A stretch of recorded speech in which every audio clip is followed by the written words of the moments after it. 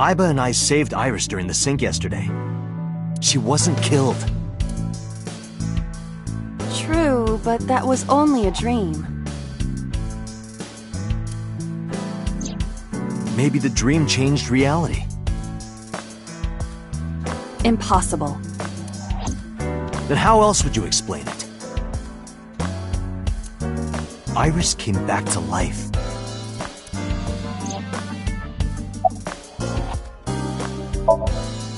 Congressman Sejima is suspicious in more ways than one. Exhibit A. 3 days ago, So called Shoko Nadami's phone. We still don't know exactly why. He only told us it was meant to be private. Exhibit B. So Sejima was at Okiura Fishery Warehouse last night, but he didn't inform us of this. There must be something he doesn't want us knowing. Exhibit C. So was in Iris's Somnium. Dreams are constructed from memories. Yet the good congressman denies he ever knew Iris.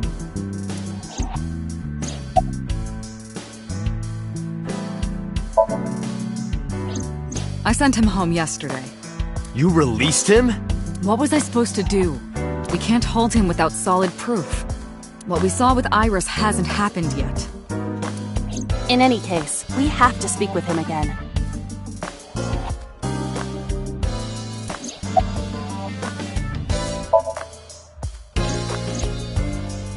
Date and Iba saved Iris and Somnium. And that changed the history of the real world? Well, I guess it's not impossible. That isn't what you said yesterday. That was then, this is now. A woman's mind changes with the phases of the moon, you know? No, it doesn't. Anyway, I believe in Date. I trust him more than anyone else in Abyss. Stranger things have been known to happen. 2 days ago, Date found Iris's frozen corpse in Mizuki's Somnium. It must have been a prophecy. Boss. There's a lot of stuff in this world that can't be explained by science.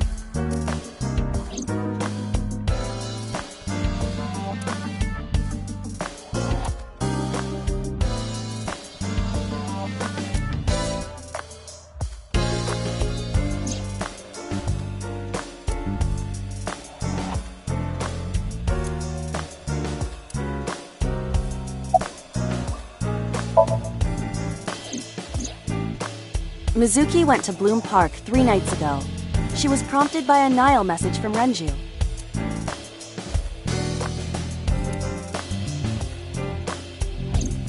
There are 3 possibilities. 1. Renju killed Shoko, or was an accessory to the murder. 2. Renju was threatened or blackmailed into luring Mizuki to the scene. 3. The culprit used Renju's phone to send the Nile message. In any case, the motive is still unknown. We need to talk to Renju. Renju? Where did you go? It is absurd. Not possible. Dreams are figments of the imagination. An incident which took place entirely in your mind cannot have any bearing on the real world. That is preposterous. Consider it. If you were to find money in your dream, does your bank account balance go up in reality? If you were to be attacked by aliens in your dream, does a swarm of UFOs invade Earth? But at the warehouse, You must have been hallucinating. Within Mizuki's Somnium, you saw Iris's frozen corpse. It is affecting your mental state. Last night, you were so fazed by it that you couldn't speak. If it bothers you to this degree, why... Her cell phone is on. I can trace her via GPS. She is currently somewhere in the Lemniscate building.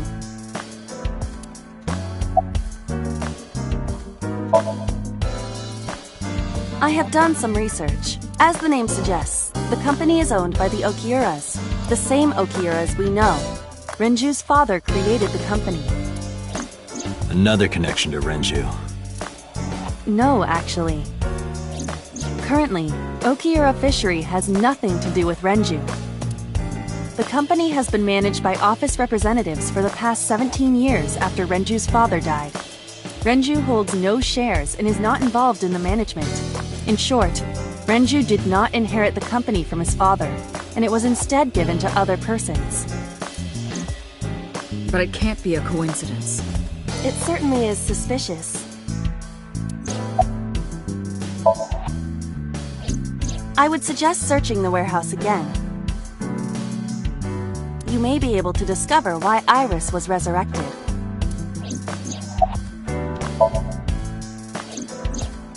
You asked Mama at Marble for information regarding Renju Okiura, correct? It is possible she may have something for you by now.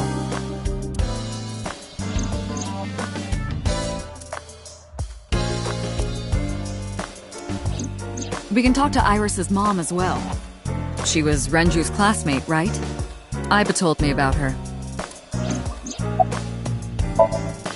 There are 4 people I should talk to.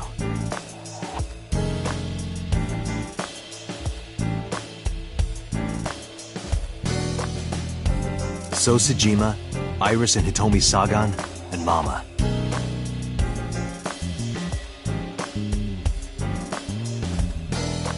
And I need to check the warehouse one more time. We have many avenues of investigation. Let's get moving.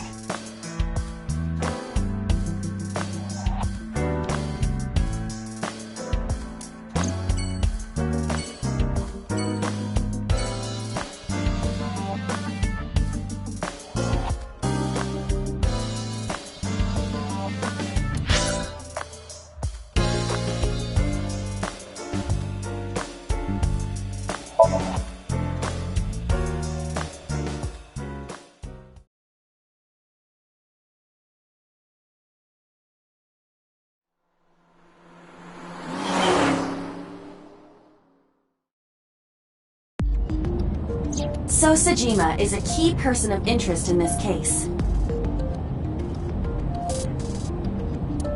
Earlier, the boss cited 3 points of suspicion against him, and I agree with her assessment.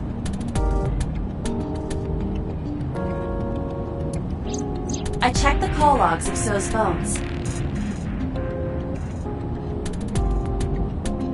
Congressman Sejima has 1 phone under his name, and a burner phone rented under a fake name.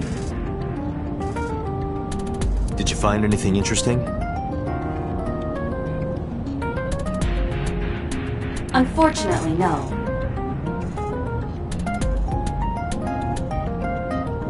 Really?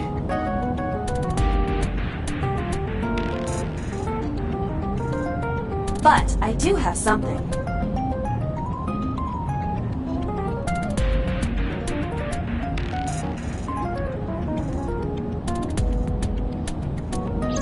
I looked into So's secretary's phone. 1 call in particular stood out to me. Huh?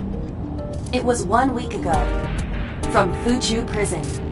The caller identified themselves as inmate number 89. Number 89? Yes, this is most likely the same person who called HQ. I know who killed Shogunadami.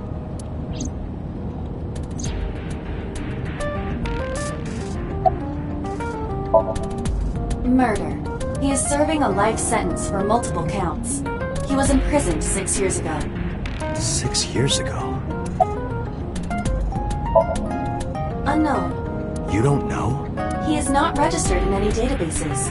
He could be a foreigner or recent immigrant, but it would be impossible to determine from where. However, I did not detect any accent in his speech. I believe we can conclude that he grew up in Japan. From what I can determine, he is an assassin. He accepts jobs from the criminal underworld for substantial rewards. His code name is Falco. Falco? Correct.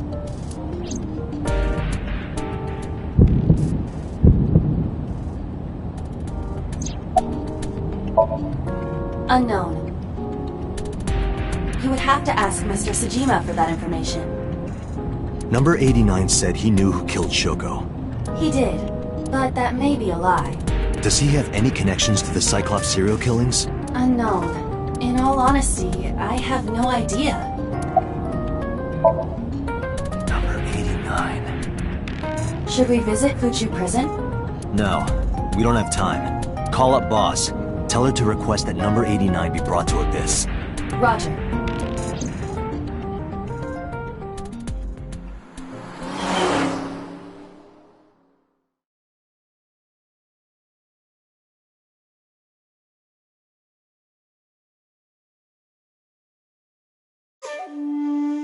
I heard there was no body found at the cold storage warehouse.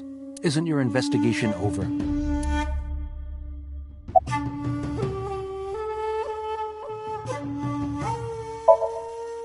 How many times do I have to tell you? I don't know that girl.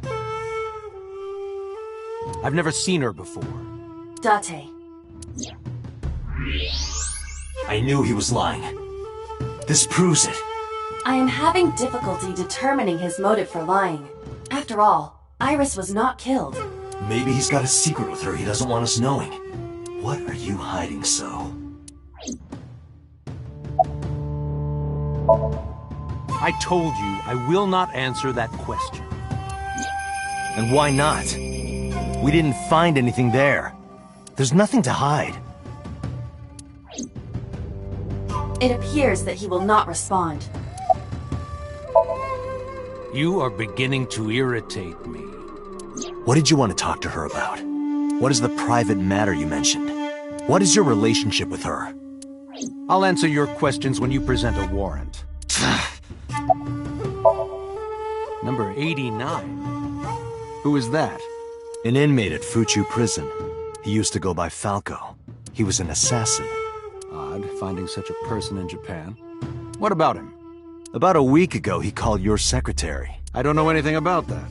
He was probably calling for a pardon or some such nonsense. My secretary probably decided it wasn't worth my attention. If you need information, you can ask her. I can't help you. Haven't you people got enough? I'm very busy. Excuse me. Oh, actually, I do have one more thing to tell you. To be honest, Kaname Date, I don't like you. I don't ever want to see you again. So I suggest that you don't show your face here anymore. It's what's best for both of us. Understand?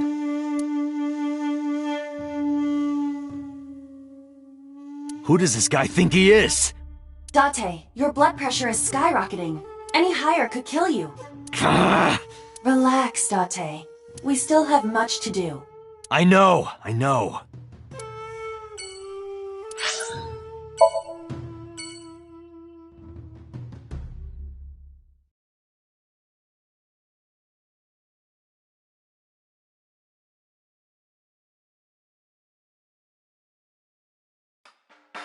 You need more info on Ren? I'm sorry to waste your time, but I don't have anything for you. I see.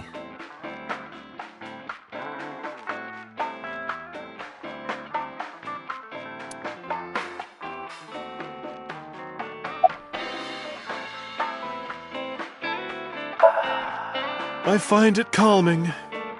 Why is that? Don't ask me. You know about Renju and the Kumakura gang, right? Yeah, I know. I heard it from his own mouth right here. Do they have anything to do with the talent scandal at Lemniscate? Maybe now they do, since Renju is the president of Lemniscate. But even before that, Renju and the Kumakuras go way back.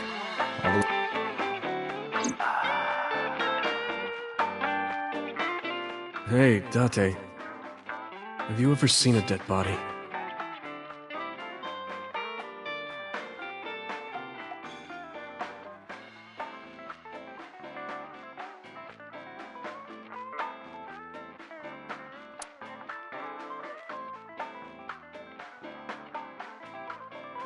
You're a policeman.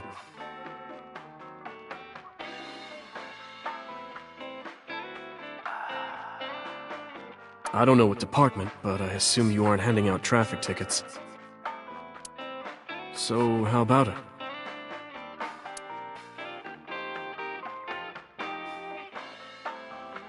What about you? Me? Well, yeah.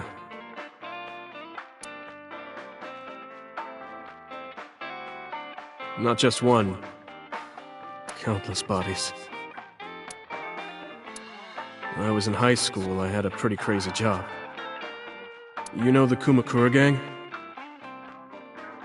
I was hooked up to one of their phone fraud scams. I just had to go collect the money from drop points and give it to the Kumakuras. It was an easy job. Eventually, I became friends with the higher-ups. They started taking me with them on jobs. What jobs? The target was always an elderly person from the country with no family. Elderly folk who owned a lot of land, you know? They live every day in loneliness and desperation. You just have to be nice to them. That's all it takes.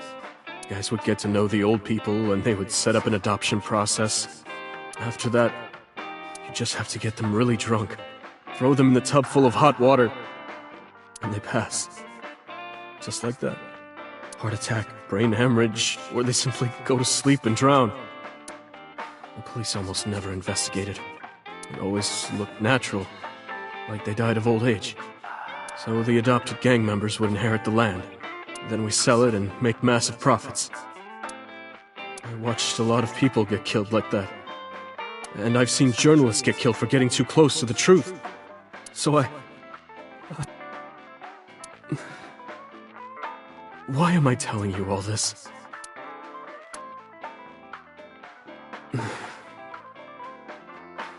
Are you going to arrest me?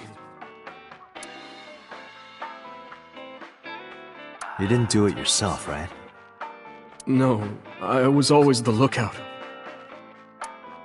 But still... Date,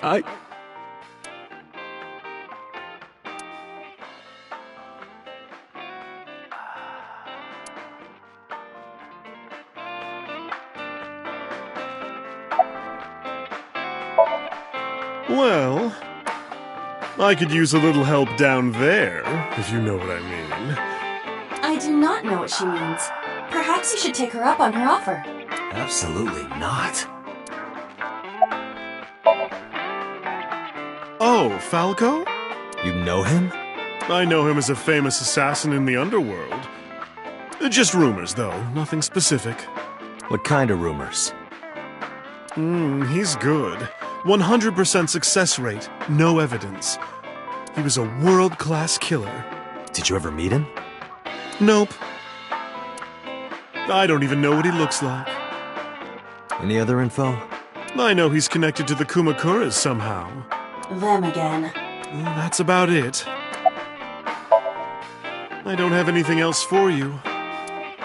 Sorry I'm not much help. No, don't worry about it. Can you come back again tonight? There's a regular here who is good friends with Ren. They should be here tonight.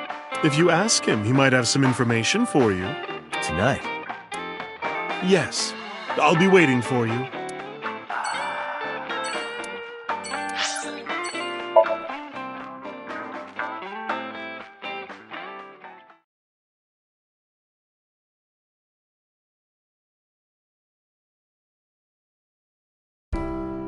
I apologize for yesterday. I arrived uninvited. No, I'm grateful. Thanks to you, Mizuki has her voice back. No, I didn't do anything.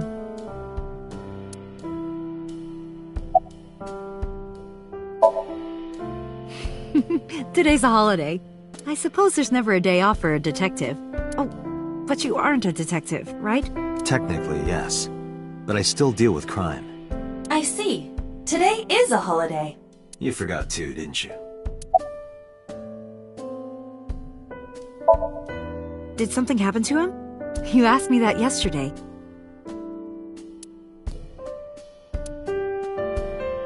Right from the hospital? I'm sorry. I have no idea. I've put Iris through so much. I was 19 and single when she was born. People didn't take kindly to that. But Iris was such a fighter. She always protected me. I remember, one time at the nursery, some of the other mothers were talking about me. Iris ran up to them and said, "Don't talk about my mommy." I'm supposed to be the mother, but it's Iris who's always protecting me. They died when I was 17. I was an orphan, and my relatives lived far away. They might have taken me in, but I was already in my second to last year of high school. It wasn't a good idea for me to move that late.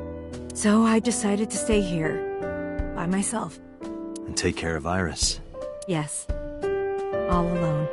But Renju would help sometimes. It was always just me and her. Vacations, barbecues, zoos, amusement parks. Just me and her. Oh, that reminds me. When Iris was 5, there was a children's theater show in Bloom Park. It was called Milky Moon. It was about girls as magical space rangers and such. She loved singing and dancing, even as a kid. Whenever she heard music, her body would start moving. It was a quirk of hers. And she did it at the show, too. Toward the end, when all the Milky Moon girls were dancing to the ending song, Iris climbed up onto the stage and danced with them. I tried to stop her, of course. I grabbed her arm and tried to get her to sit, but before I knew it, she was up there, dancing. And everyone was so excited. Even I was dancing by the end of it. When it was over, she had the biggest smile on her face. "Mama, you're a good dancer." That's the kind of girl she was. Whenever she sees someone playing music on the street, she'll run up and join them, right then and there. Music at the train station, the crosswalk beeping.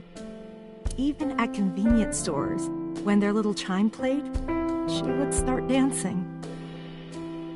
It almost got her into trouble once. She was on the jungle gym and a truck drove by. It was playing loud music out the windows.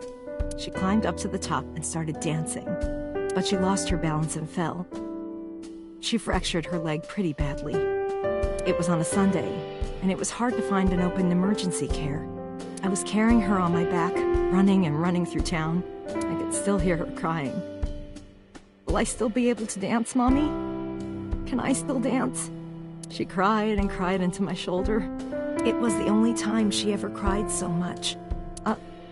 No, that's not true. There was one other time.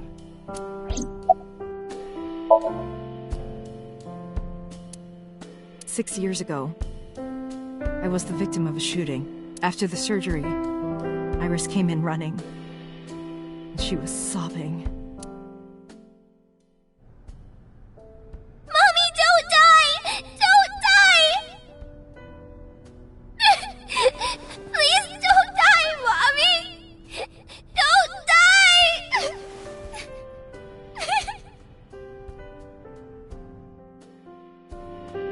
I swore to myself then that I would protect her, no matter what. Iris is everything to me, more important than my own life. Iris must really enjoy dancing. Yeah. Though her drawing skills could use some work. Drawing skills? Look at the drawing on the wall.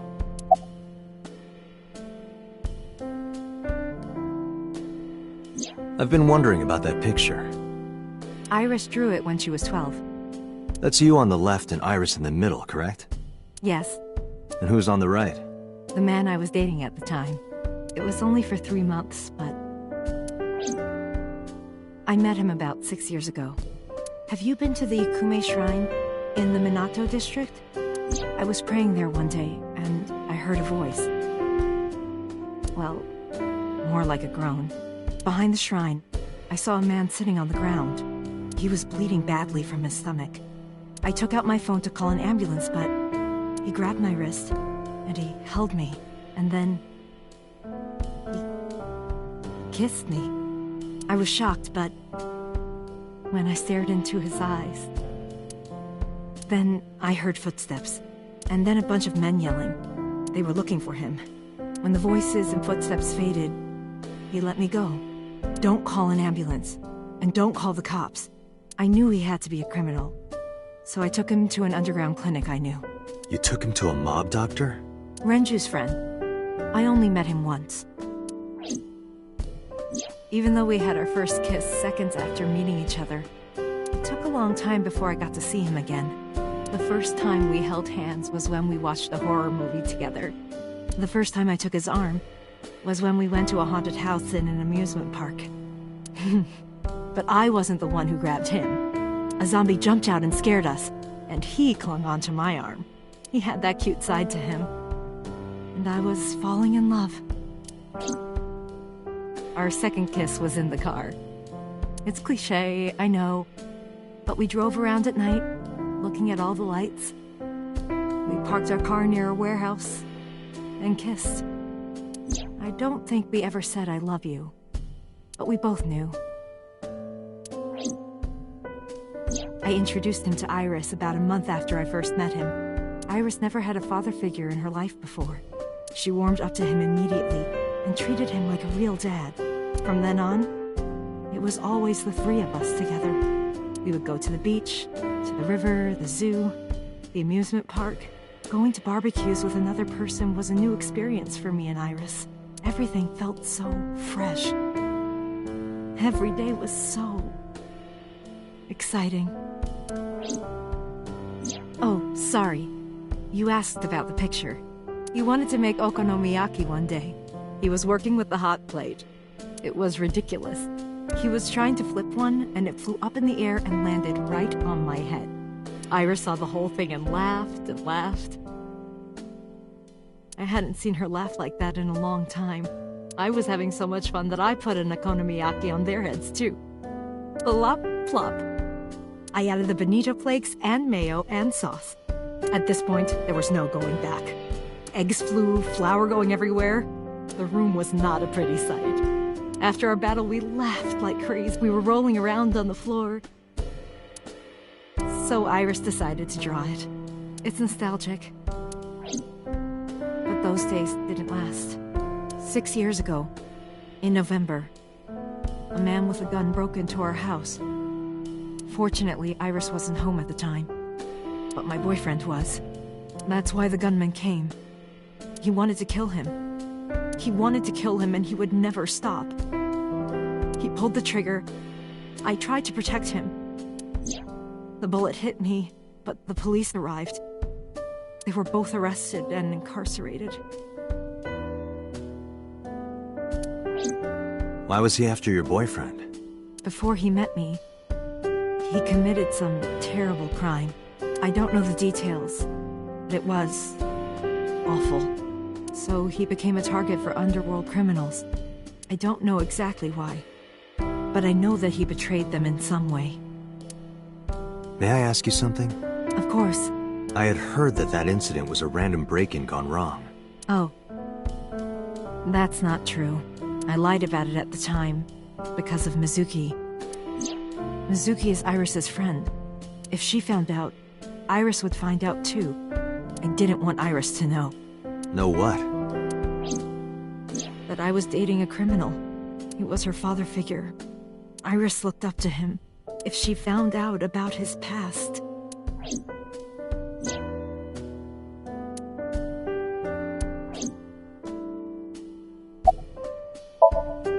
Date, we can't spend time reminiscing. We have to get moving. Yeah, let's go.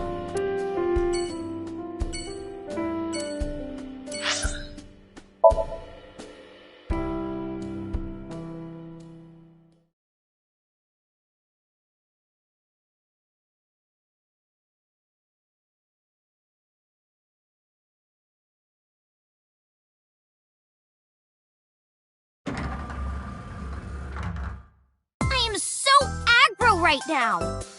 Who says that? Why are you angry? You backed out on your Shovel Forge promise. I didn't make any promises. You promised me a date, though. I did go to your house. 2 minutes before midnight, and you didn't even take me anywhere. Yeah, because we only had 2 minutes. We could have gone somewhere. Iturup, Kunashir, Shikutan, Habomai? Absolutely not. Then you should have come earlier. Well,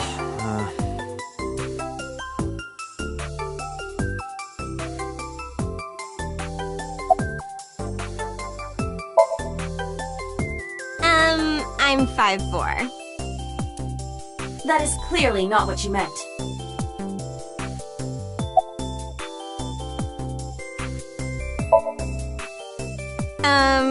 Why? well, because it may lead to something in the future. I don't know.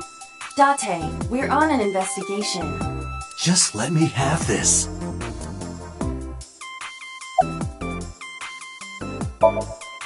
That's enough.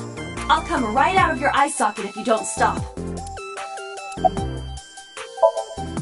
I'm serious. I'm going to pop out.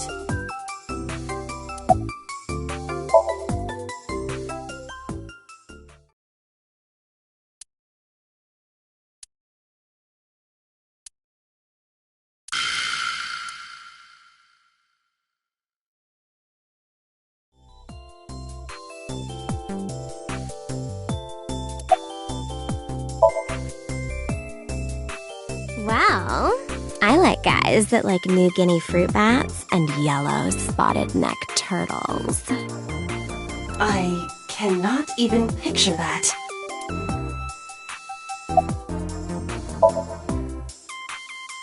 I want to too. We've been looking for him. We've been getting so many calls, it's hard to keep up with.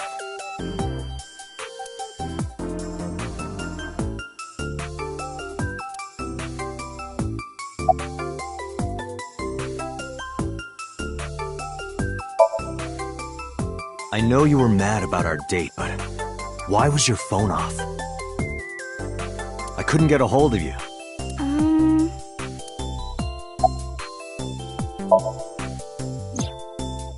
Last night around 2 a.m., someone visited you. Who was it? And you left the house as well. Where did you go? You really want to know? Yes. And you'd do anything for the answer. Yes. All right then, Shovel Forge. No. Then go on a date with me. Again, no. But you owe me for yesterday. I told you I couldn't get a hold of you. Objection. Even if you did get a hold of me, you didn't want to see me anyway, right? Until you fulfill your promise, I won't tell you anything.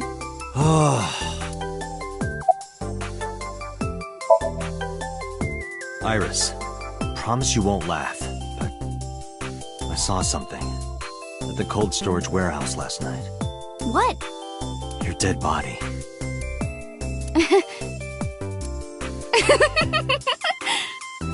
I told you not to laugh. But, come on, Date. I'm alive. I'm right here. Look, I can jump around. Woohoo!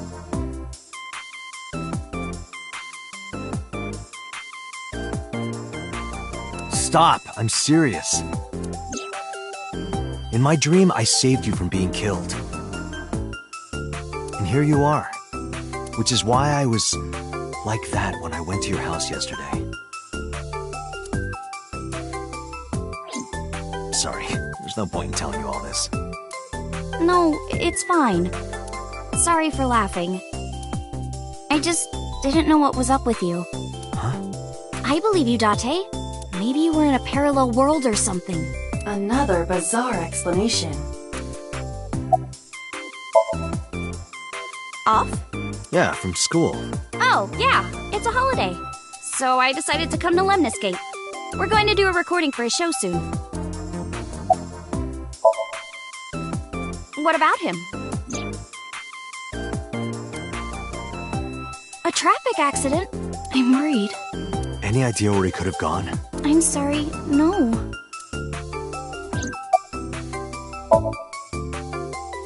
I've seen him on TV. Ever met him? No. Not at all.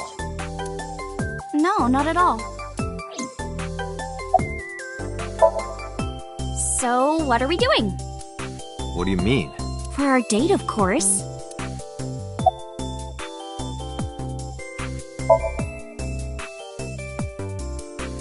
Fine. Hey, wait a minute! Yay! shovel forge with me? I will not. So we'll go on a date then. Yes. Deal. And you have to honor our agreement this time. I can't believe it. Oh, but we can't go right away. I have a recording coming up. I should be done by 3, though. Tessa, we're starting soon. Got it! So, Date, meet me back here at 3? If you ditch me, I will be beyond furious. Anyway, bye for now. Peace!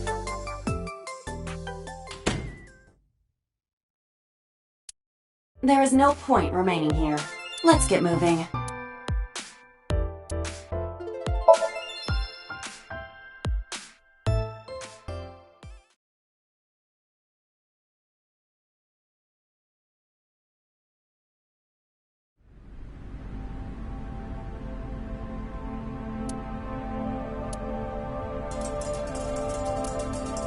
A switchboard. Nothing seems out of the ordinary.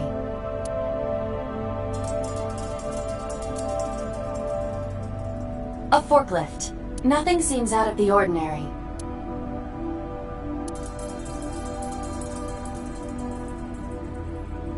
A forklift. It doesn't seem like it's in. It was likely just left here.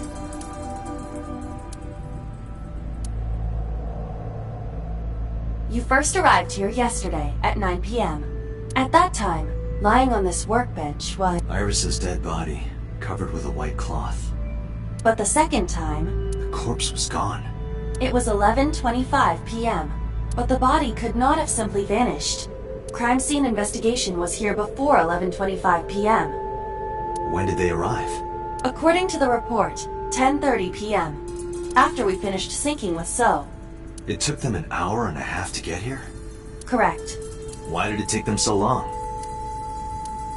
Unknown. The report does not specify. Perhaps a result of outside influence. Outside influence? In any case, there is nothing of note about the bench. Examining it will not reveal any further information.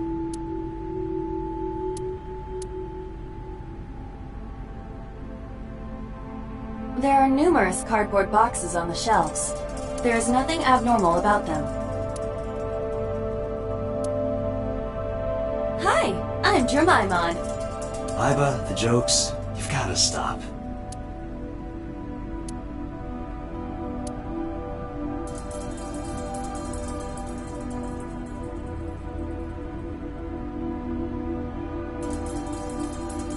That machine is used to cut ice. Do they store ice here?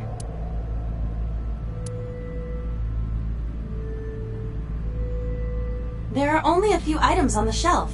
It is likely that this warehouse isn't in regular use.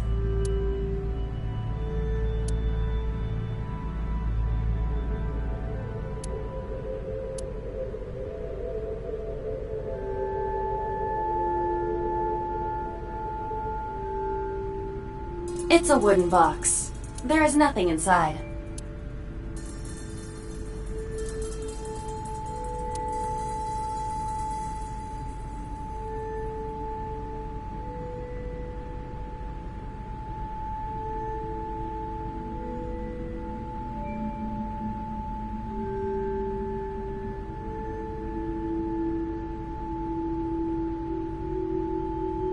The crane on the ceiling. Nothing has changed.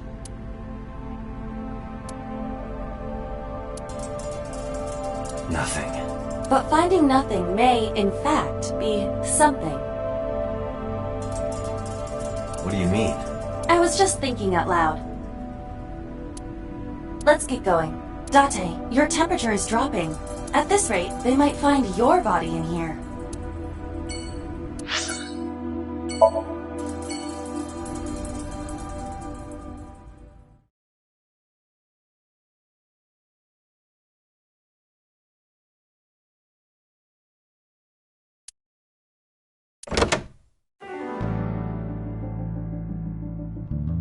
I took care of what you asked for.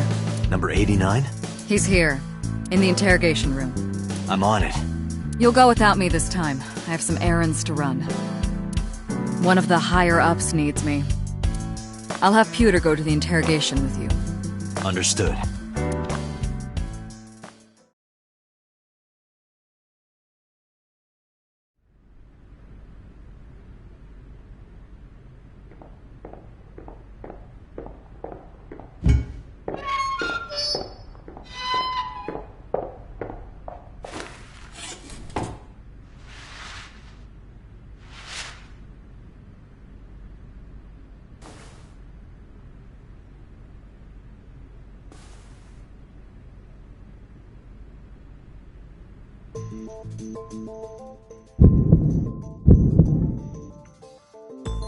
Let's get started. I don't know. It's not like I'm counting. Djibouti. Northeast Africa, a small republic of roughly 900,000. I don't take kindly to stupid lies. Number 89. Your real name? I don't know, I forgot. Oh, you know about that. It's true. I called Sejima's secretary. I got him on the line and I told him something very important. You spoke with him directly? Yeah. I told him to call somebody. Somebody? I can't tell you anymore.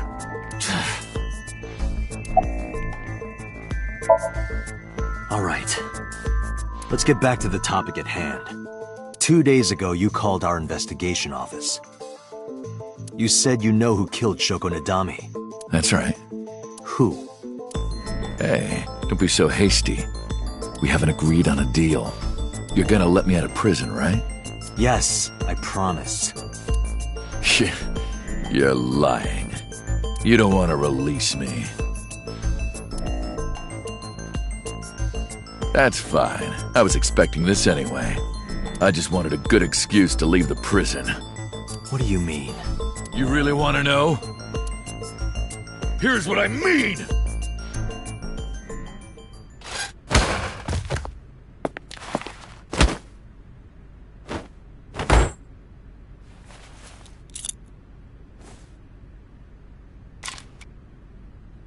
You'll make a good hostage for me.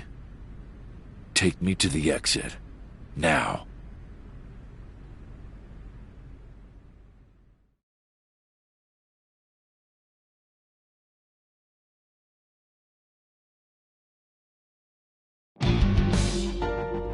Oh, darn. Are you kidding me? A criminal serving a life sentence just escaped from Metro Police. I ordered everyone to keep quiet about this, but it's only a matter of time before the press sniffs this out. We need to get number 89 back before then.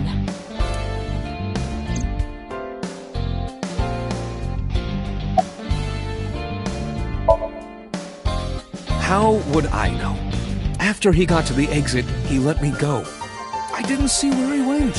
I collapsed right there.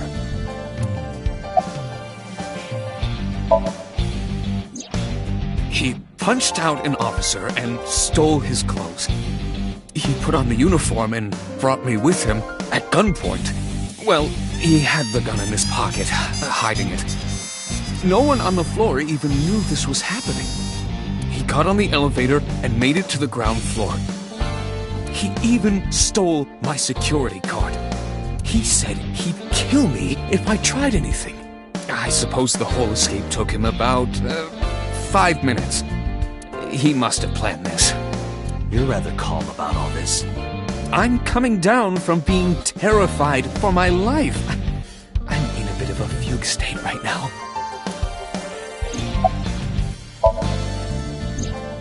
Number 89 still has it. But don't worry. I have a spare. I'll give it to you later.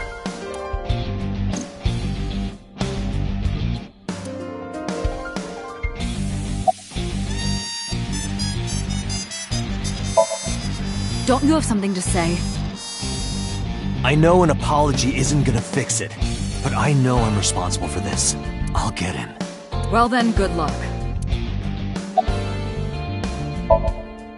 Date, I know you are already aware of this, but there are security cameras all over this compound. I checked all of them. Number 89 fled in a car that was waiting for him. So he had an accomplice? Yes. Did you see who was driving? I did. Who was it? You and I know him well. Renju?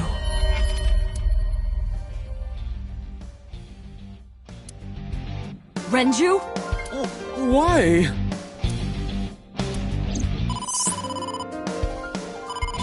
Date, Moma is calling. Moma? From the Kumakuras? I'll connect him. Hey, Date. I just got the word. Renju's been seen. What? Where? Hey, don't forget our deal. Deal? What deal? You forgot already? I'm talking about Tessa. Oh, right. I'll be waiting. You know what to do. What should we do? We have no choice. We have to take her. To MoMA? Yes.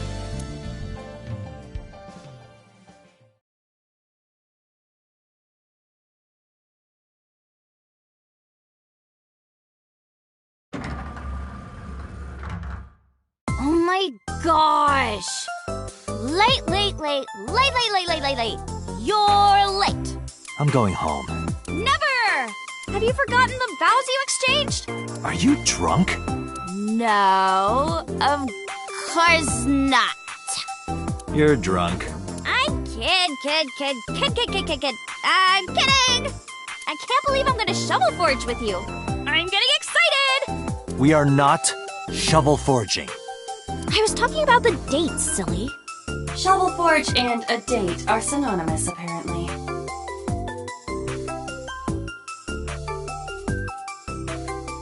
So where are we going?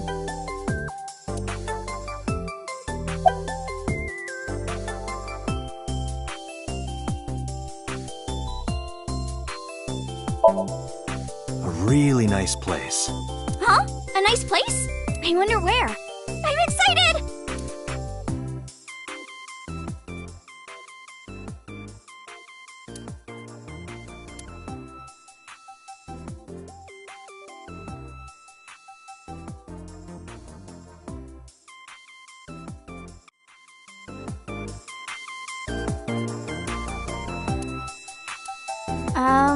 Where are we? An office, as you can see. One belonging to the Kumakura gang. I see. A gang. I see. This isn't nice at all. This is more like mice. Like rats. Oh, Tessa, come on now. I'm no rat. I'm a friend. Real suspicious for a friend. Don't look at me like that, Tessa. That's no good.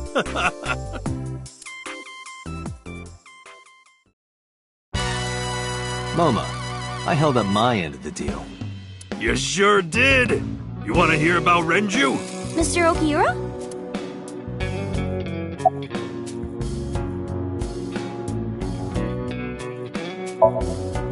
Sorry for bringing you here. It's okay. You don't have to be scared, Tessa. We're not thugs. We're just a gang. About as contradictory as meatless beef. The old boss was really violent. He would take a cheese grater to someone's leg if they looked at him funny. But after I took over, we went crystal clean. Crystal? Methamphetamines. No, we don't do drugs. We don't deal with that stuff. We had to restructure the whole operation. Cut a lot of people off. Cut? The throats. No! Not like that! Oh yeah, I haven't introduced this old man yet. I'm 24! MoMA is lying. He is at least 48. Absolutely. Sorry for not introducing myself. My name is MoMA Kumakura. I work for a prestigious advertising agency. You run the Kumakura gang, right? You're like a mob boss. How did you know that? Is he stupid? MoMA may not look it, but he's a huge ACET fan. Well, I mean, I don't know if I'm a huge fan. Gambling. Bet! Debt! ACET! Worries. Forget, fret, ACET! Now what does she say? ACET, you bet! Wow, my catchphrase! Thank you! This is kind of embarrassing. But sorry, MoMA. I don't like gangsters. I don't like gangsters either. Gangsters are awful. All those nasty Yakuza guys should drop dead, am I right? Huh? What happened to Mr. Okiura? I heard he escaped the hospital. So did I. But I don't know anything more than that. Please tell me?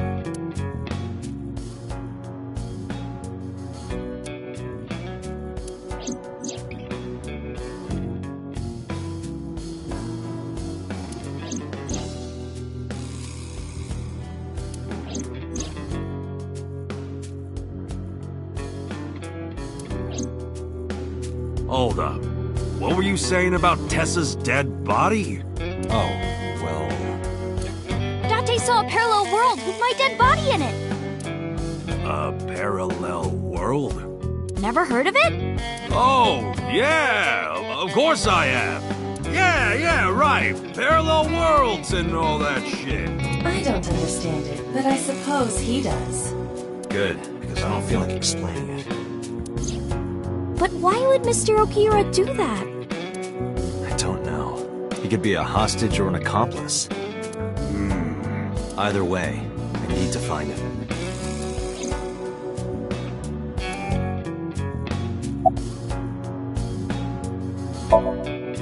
Why do you care? Can I have it? What?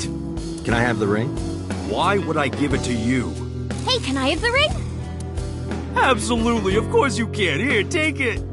Wait, no. I can't give you this. You're so cheap. Come on, it's not like you're losing it. It's exactly like I'm losing it. Aww. You guys are a good team. Like siblings.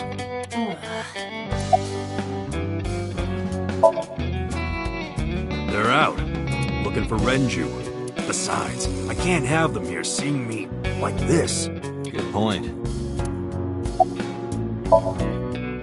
You said on the phone that you saw Renju. Yeah, I had all my people looking for him. So, tell me where he is. I could... Hey, I held up my end. I brought Iris like you asked. Date, come here.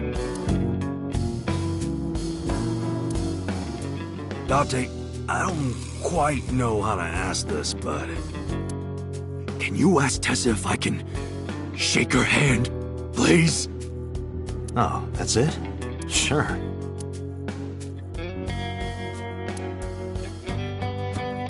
Iris, could you do me a favor?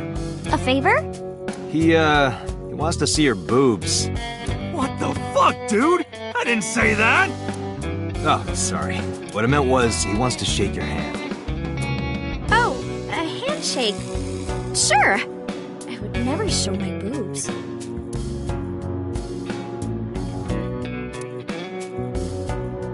Date, this is the happiest day of my life. It feels good to be the boss. So how about it? Alright, here it goes. Renju was seen in 2 places. First, Sunfish Pocket, the maid cafe. Second, Ikume Shrine. Sunfish Pocket and Akume Shrine. Got it, thanks. No problem, bro. Anyway, Moma, take care of Iris for me. What? What? Wait! You're leaving me here? You'll be safe with him. Are you serious? Look at his face! Not to mention he runs a crime syndicate. What if he sells me to the highest bidder? Tessa, I would never do that! I told you, we're clean now. We all go home on time, we follow government regulations. See ya. Wait! What about Shovel Forge? I told you I never promised to play with you. But you promised me a date! Date! Is this true? You son of a bitch!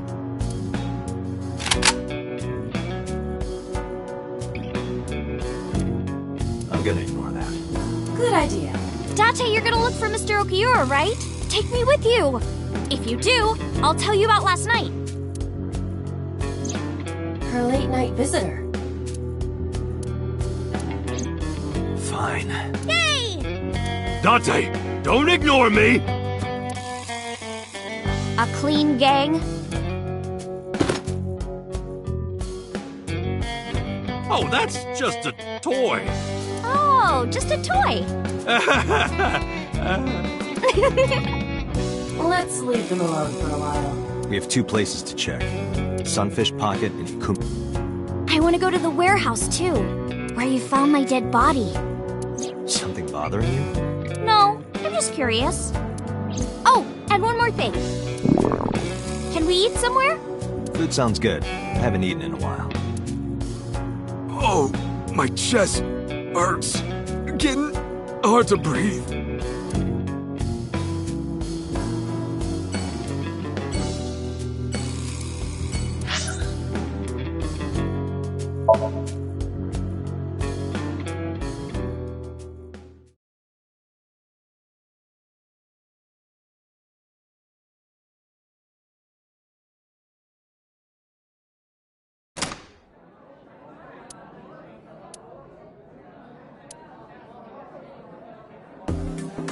Wow, this is surprising. What's going on here? Why are you two together? Oh, well, it's... Forget it. Thanks for letting me stay last night. Oh, no trouble at all. Anytime. You could even live with me if you want. That's a great idea. The roommate I have right now really sucks. This girl.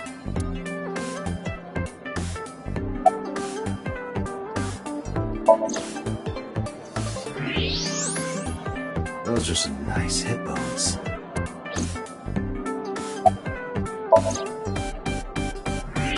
The more I look, the better it gets.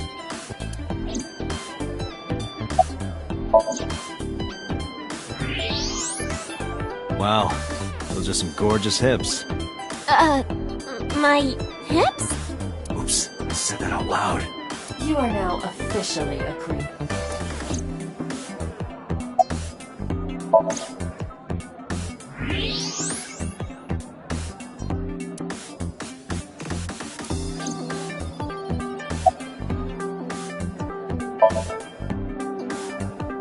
Well, a triple wart sea devil or an anacanthus barbatus. That's a mouthful. Mizuki comes here a lot. She's really friendly with everyone. I like it here. Everyone treats me nice. Is it because you're the daughter of the owner? No, it's not like that. We're BFFs. She wields extraordinary power with that trident.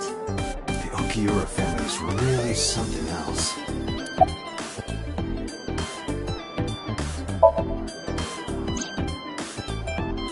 I've heard that Renji was sighted here. When do you mean?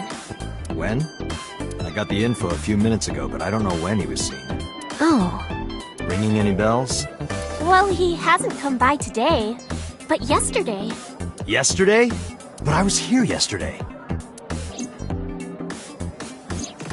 It was after that. After you and Ota left. Why didn't you tell me sooner? You didn't ask. And I don't have any way to contact you. Damn it. We just missed him.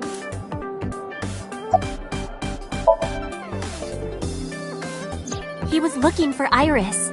He was asking everyone where she was. Looking for me? Yeah. Did he give a reason? No, not in particular. Iris, can you think of why he would be looking for you? No, not at all. Mizuki? I don't know either.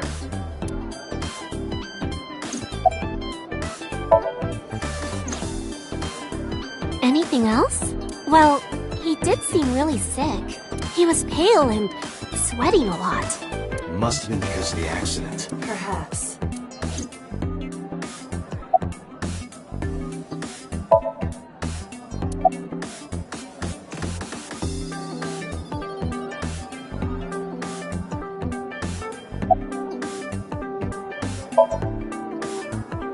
Why are you asking me about that? I was just curious. company was made by my grandpa, but Daddy has nothing to do with it. I don't know anything about the warehouse. I thought I told you this already. Don't ask me the same questions over and over. Date, look.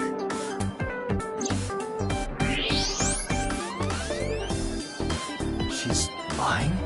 Possibly. She may just be excited or upset.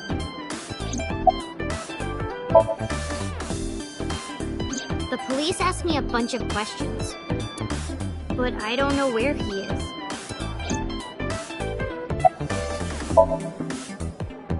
What are you gonna do, scold me or something? Why do you care what I do? Why are you so angry? I'm not angry. In fact, I'm feeling good. Excuse me.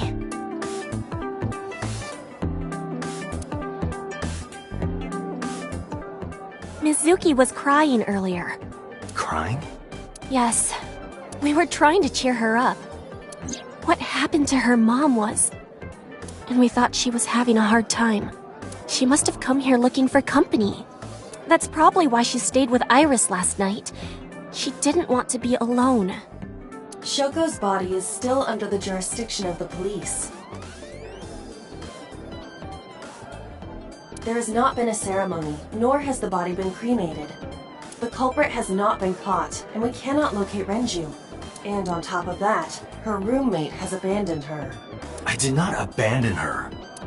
In any case, there are many ways you could calm Mizuki down. Mizuki is just trying to act strong. Please, try to understand.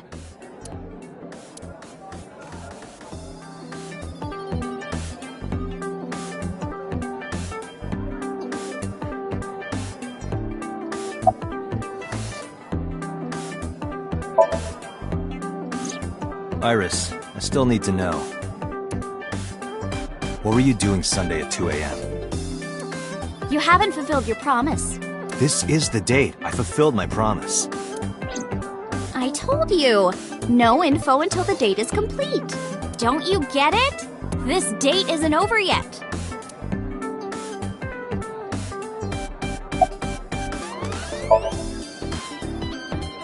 She's my friend from back when I worked here.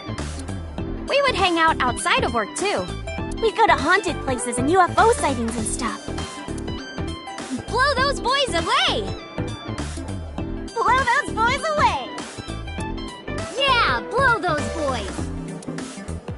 Mizuki, You really shouldn't say that.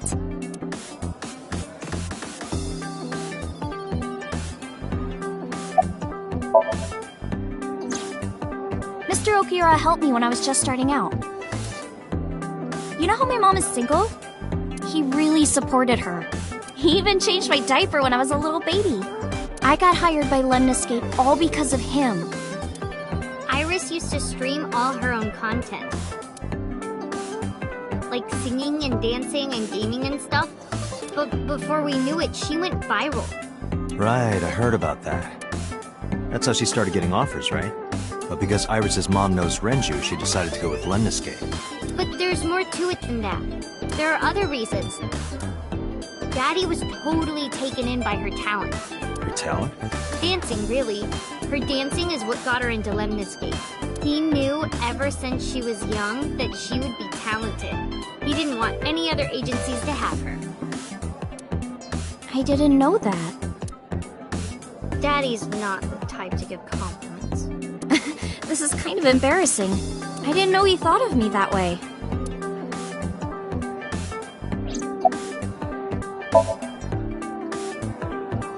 More than sleeping and eating? Well, maybe about the same as eating. Anyway, I've always loved moving my body, ever since I was a little girl. And you're fast, too. Yeah, I did a lot of track meets. Were you always the anchor? That's amazing. Hey, want to hear something cool? Iris is the goddess of rainbows in Greek mythology. She's the messenger of the gods. She's really fast. Rainbows being so fast to disappear was the source of the legend. You're as fast as your namesake, then. You want to race? Sure, when we get the chance.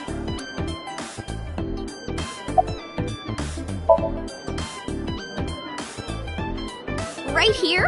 Oh, I want to see too. Me too. I would also like to see that. I don't know. Come on, just show us. But... Alright, I'll go set up. Wait!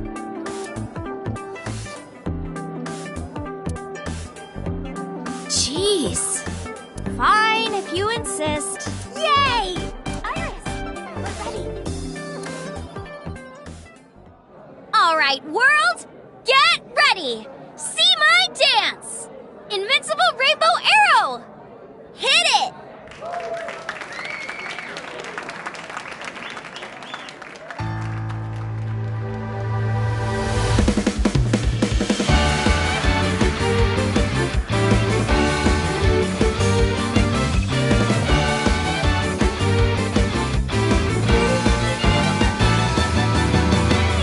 Teacups that are flying, on maps mystifying. You'll think that I'm lying, this old tale of mine.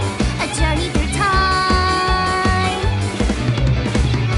A permanent fire, cold frost on the pyre. Fruit never expires, you've seen in your eyes. You've seen in your life. While the old bow their heads, while the blind lead the blind, the marble loses shine, the eye clouds by design. But we know in our soul the one hope, the one truth, that if we believe we can make miracles. Even with the devils of time against you, never let the fire fade in you. See the golden goddess with wings of rainbows set sail through the night sky to embrace you. Resist, allow your heart to take you. Never let this merciless world erase you. Passing down the light of the torch to guide you, and you shall be bathed in light.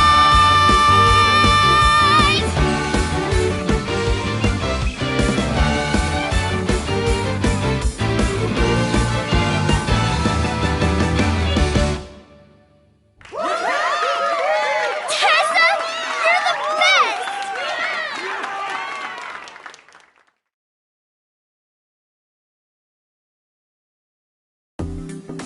That song. Mr. Okira wrote the music, and I wrote the lyrics. So it holds a special place in my heart. That's right. I forgot he wrote music. Yeah, he's really talented. I look up to him. He's done so much for me. I know I can rely on him more than anyone else.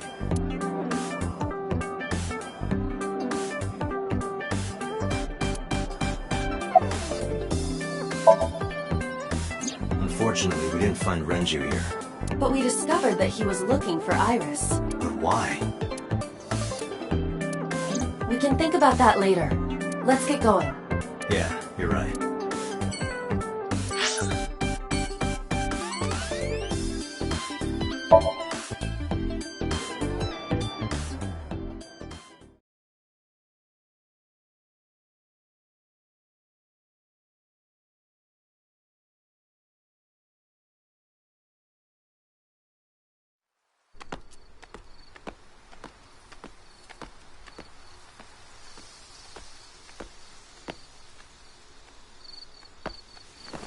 You okay?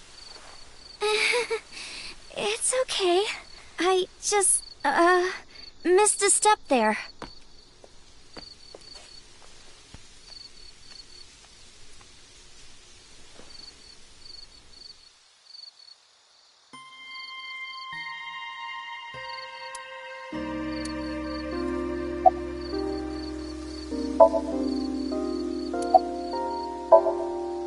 It's nostalgic.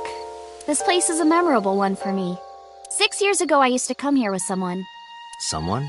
I used to call him Uncle. He was a thoughtful, reliable man. I thought of him as a father. But one day, he just disappeared. She's talking about... Hitomi's lover. When you asked me why I became an idol, I wasn't being entirely truthful. I told you that it was because I wanted to become famous. But more specifically, it was for Uncle. I've been looking for him for 6 years, but I didn't find him anywhere. I didn't know where else to look. So instead of me finding him, I thought that he could find me instead. You think if you became famous, he'd contact you? Yeah. So that is why she became an idol. I mean, it's also been my dream since I was little. That's a part of it, too. So why do you use the name Aset? Shouldn't you use your real name? Oh no, I don't have to. He was the one who came up with the name Aset. He told me that if I ever became an idol, I should use that name. It's called Ikume Iribiko Isachi no Mikoto, or sometimes Ikume Tenno, or Ikume no Mikoto. There are legends about this place written in the old text. It's a shrine dedicated to the gods. The old legend goes like this. One day, Ikume Iribiko sent one of his followers, Taji Momori, on an urgent quest to find a mysterious, magical fruit. A fruit called Tokijiku no Kaku. It's said that eating it will grant you immortality. After many hardships, Taji Momori was able to find the fruit. But by the time he got back, Ikume Iribiko had died. Taji Momori mourned. He handed half of the fruit to the man's wife, and he left the other half on Ikume Iribiko's grave. Then, it is said that that fruit is still inside the shrine behind us. Really? Fruit of immortality. Yes. Not interested? No, not really. I'd rather have normality than immortality. A flower over there. Flower? You can't see it from here, can you? I know it's there because I've been to this shrine before.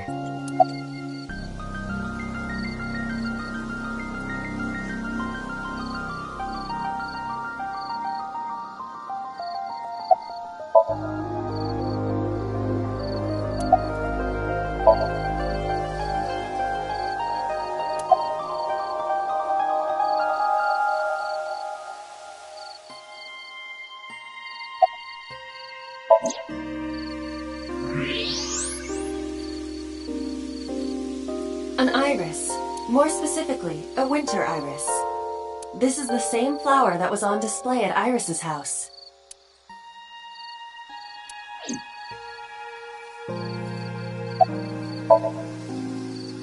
Yeah.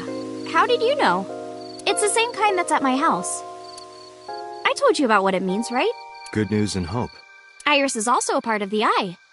And the Greek goddess of rainbows. A messenger goddess. I told you at Sunfish Pocket. That's why the flower means good news and hope. Mr. Okura isn't here. I mean, of course he isn't. It's not like we came here right away. He's already taken off. Too bad. It looks like there are no further clues here. It appears we've wasted our time. Date, we have no time to waste. We should get moving. Got it.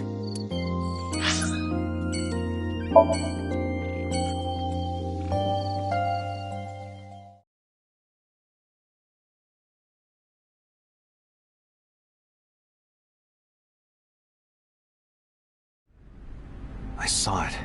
I'm sure. Your corpse, Iris. Right here. But I'm here now. Maybe I'm a ghost. You don't look like a floating sheet. You have legs. But maybe they're not legs. Maybe they're my boobs.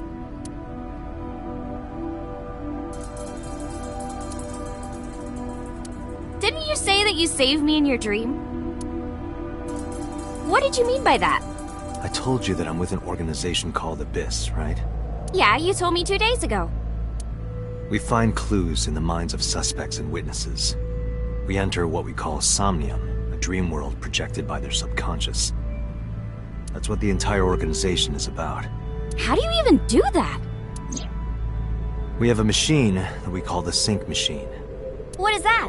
It's a sync machine. That's not an explanation. Tell me how it works. Well, I can explain, but it will require a bit of background to understand. Background? So my corpse was on here? Yeah.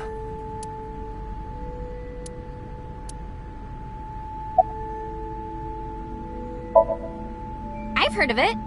The blood-brain barrier, right? Inside the skull, there's an army of little teeny tiny soldiers that surround the brain. They protect the brain from bad stuff in the blood, right? That's almost it, yeah. The blood-brain barrier describes the architecture of the microvessels of the brain. It is a kind of shield that protects the brain. To get through, an object must be no larger than 0.4 nanometers. Objects too large to slip through the barrier cannot physically access the brain.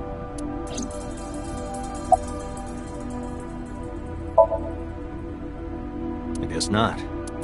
No, I know what it is. It's the core programming behind AI, right? That's right. What's wrong? What? You're shivering. It's nothing. Don't worry about it. To borrow Pewter's explanation, with the advent of the Wadjet system, we can extract the data of the human psyche. This data is sent to the brain, which achieves the sync. Nanotech? Yeah! Technology related to really small things. Like, really teeny tiny things. And when they make a machine, they're called nanomachines. I heard they use them a lot for medical and tech fields. Some of the cutting-edge nanomachines can even go inside your body and cure illnesses. They can even cure cancer. And they go beep, beep, beep. That's what Mom said. Well, I don't know if it was like beep, beep or rrr. But anyway, nanotechnology costs tons of money. Only a few people can even afford it. My college professor said only the richest of the rich have nanotechnology. But he's pretty liberal, so... Largely accurate. Nano is a prefix meaning 10 to the -9th power. A nanometer is therefore 0.0000000001 meters. The sync machine uses machines approximately 2.16 nanometers long. Viruses are on average 20 to 970 nanometers. This allows them to access neural circuitry. During a sync, the nanomachines are used to write in the syncer's data.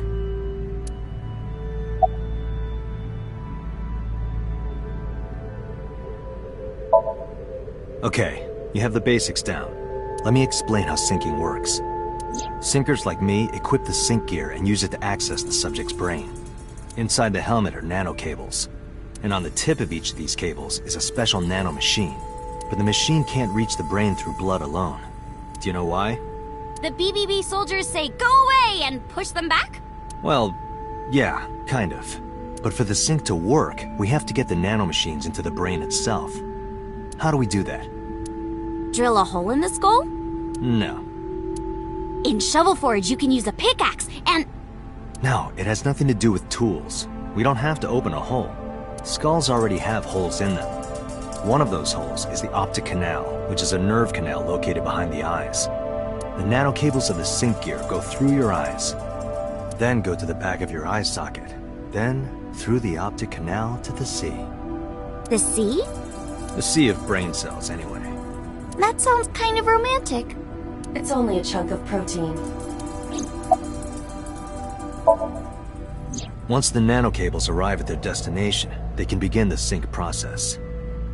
They slide into the brain like roots of a tree. And on the tip of each cable, the nanomachine sends and receives data. This is controlled by the Wadjet system. And that's how the syncer and the subject exchange information. Exchange? Think of it this way. The human brain has a max capacity of one psyche, one consciousness. Multiple instances of consciousness inside one brain can cause a total collapse of higher brain functions. You know how a car only has one steering wheel? If there were two, there would be accidents all over the place. Well, don't some planes have 2 control sticks? Okay, maybe it wasn't the best metaphor. What I'm trying to say is that the human body can only hold one person. If you try to have 2 people inside one brain, it will break. I see. Because of this, the syncer's data goes inside the subject's brain. And the only thing inside the subject's mind at the time of the sync are their memories. Like a house with no one inside. We syncers break into the house, look for clues, and leave. All within 6 minutes. There's a time limit? Yes, or else the house would collapse on our heads. The neural circuits would become too deeply entwined with one another. To put it simply, the sinker would be trapped inside the subject's house. Thank you for explaining it. I don't completely understand how sync works, but still. Just don't tell anyone. This is extremely confidential. It's okay, I won't. Date, tell me this. Who did you sync with yesterday? Didn't I show you his picture? Congressman Sojima. So that's why you know so much about him. But you've never met him, right? I haven't, I swear. Hey, Date, you saw my corpse here, right? I did. I'm sure. And in SoStream, you saved me from getting killed. Yeah. And then somehow, I resurrected. Yeah. Date, that means you're... Achoo! Date, is the cold too much for Iris? Yeah, I'm freezing too. Iris, let's get out of here for now. Roger that!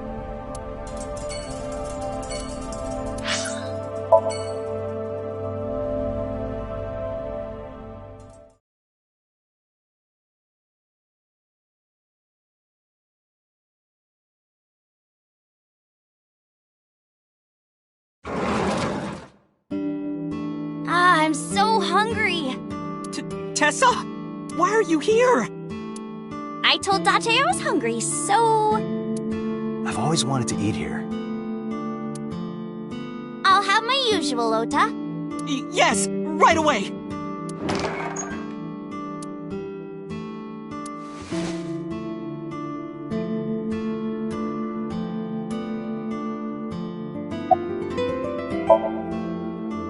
You're still looking for him? Well, like I told you before, I don't know. Yeah. My dad taught me when I was little. You're making me something too, right? Sure. My treat, Date. She's in the living room. I think she's watching TV. How about you? What are you doing here? I was just doing some meditation. Lying on the ground. He means sleeping. Date, why are you with Tessa? We are... Not Shovel Forge. on a date. Oh, a date. Huh. A date?! I'm on an investigation, and she wouldn't let me go. Date, I have some delicious fugu eggs. I promise they're not poisoned. Would you like some? No thanks. I'm fine.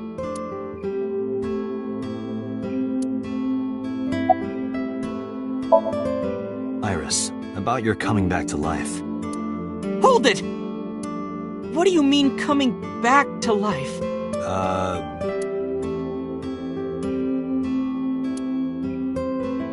Date jumped into a parallel world where I'm still alive. Tessa died? Yep.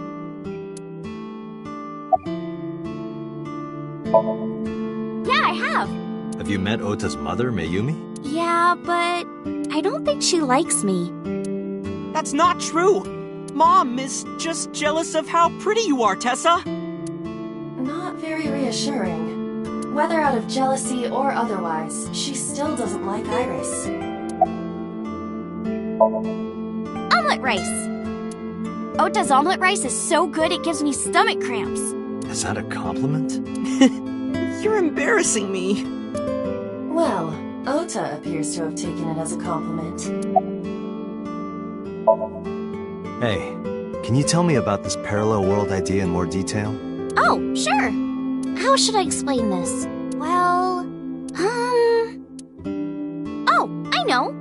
Let's play rock, paper, scissors. Rock, paper, scissors? Yeah. If we tie, nothing happens. We just shake hands. If I win, you have to give me something. What if I win? I'll do anything. Anything? Mm-hmm. Anything. Date, your heart rate is rapidly increasing. Why exactly is that? All right, let's do this. Okay, let's go! 1, 2, 3, shoot!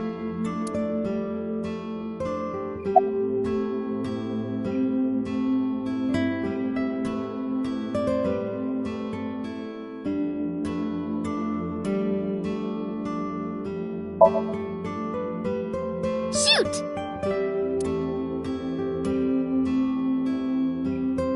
Fuck! Yeah! Date, calm down. You're going to pop a blood vessel. Aw, I lost. But I made a promise. What do you want me to do? If it's no trouble, I want to see your... See what? Let me see... See... I will kill you if you say it. See... seal. I meant seal. Seal? Not the smoothest recovery. Oh, I get it. You want to see me imitate a seal. No, Iris, please. Okay, well, here it goes, I guess. Nom nom nom nom nom nom nom nom. Tessa, what are you doing? We just played rock, paper, scissors, right? You won, and you made me be a seal for some reason. But in a different timeline, maybe we tied. Or maybe I got a prize from you.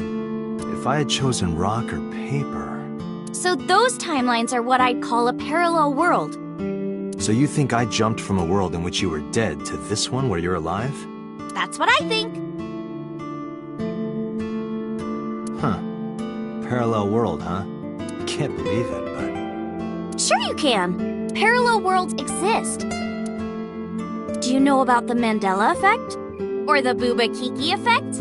Or the 100 million balls? If I explain that, would you believe me? Sounds really interesting, Tessa. I know some urban legends like that. The spatial temporal man, and the lost friend, and the story of two sisters.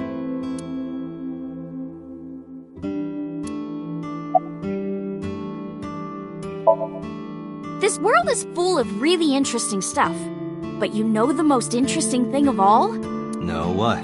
That humans exist at all. The universe developed in a very particular way to get here.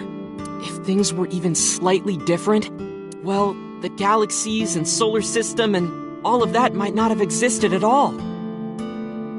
And that means humans would never be born. And even if everything happened exactly like that, the probability of human life developing is extremely low. And yet, here we are.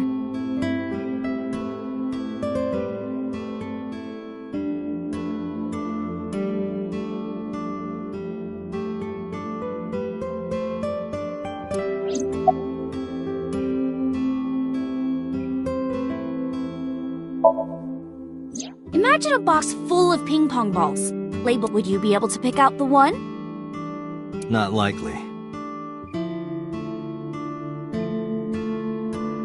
But what if there were 100 million of you?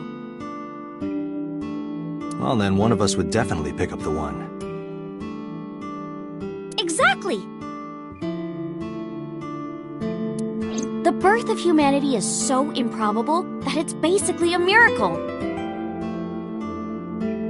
But if there were multiple universes... Then it wouldn't be strange that at least one of them had humans in it.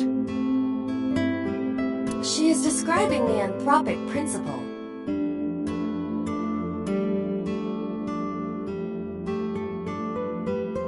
I may have underestimated her intelligence.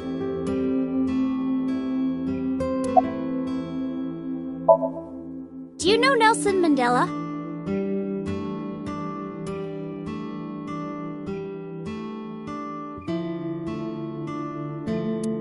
Well, yeah.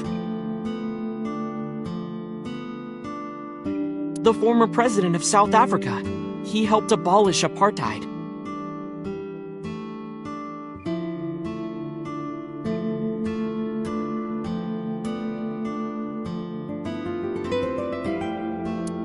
He died in 2013, but a strange thing happened.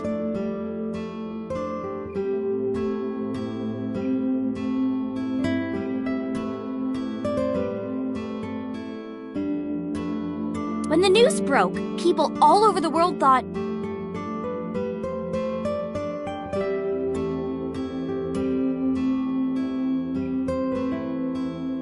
Didn't Mandela die in prison in 1980?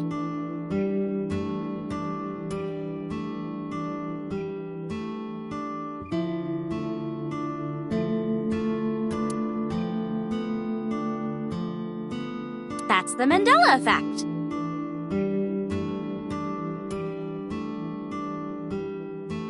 It's when your memory and history have discrepancies.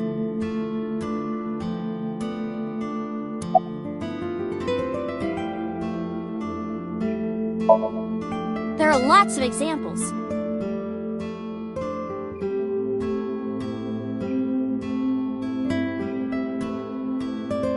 Like the name of this kid's book with the bears having different spellings. Or people remembering that Kennedy was assassinated in a 4-seat car.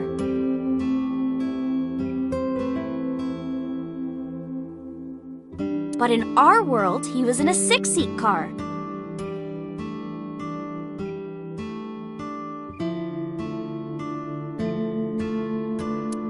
Huh. I thought it was a 4-seater too.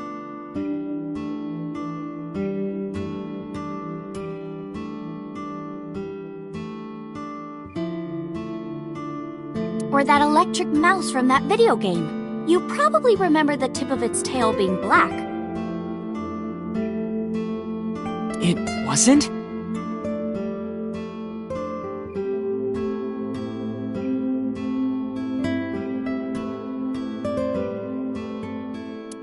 Nope, it's all yellow. And the design didn't change. Oh.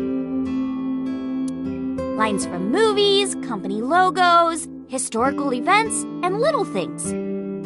The Mandela effect is everywhere. Why do you think that is? Because those memories are from parallel worlds? That would explain it, I guess.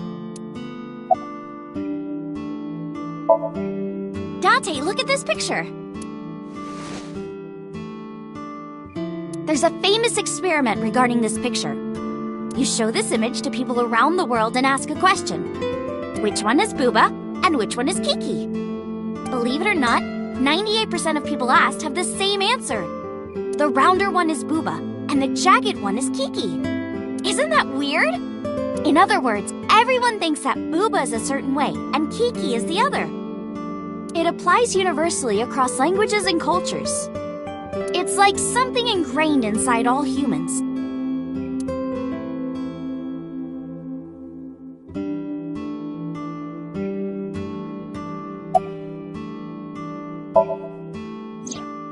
So, there's this girl.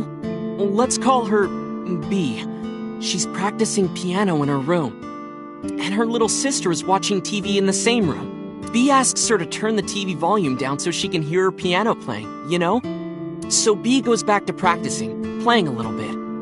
But her sister doesn't turn the volume down. She's not listening at all. So B turns around to scold her. She was really gonna let her sister have it. But she's gone. She's nowhere to be seen. She thinks, I wonder where she went. But then B hears her sister at the door. I'm home.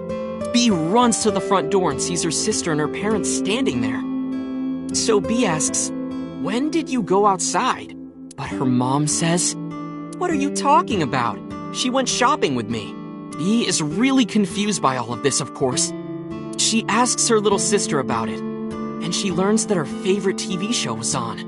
And before she went shopping with her mom, she was deciding whether or not she wanted to stay and watch it or not. So depending on her decision, a parallel world was made. Yeah. What B saw might have been from the world where her sister stayed behind.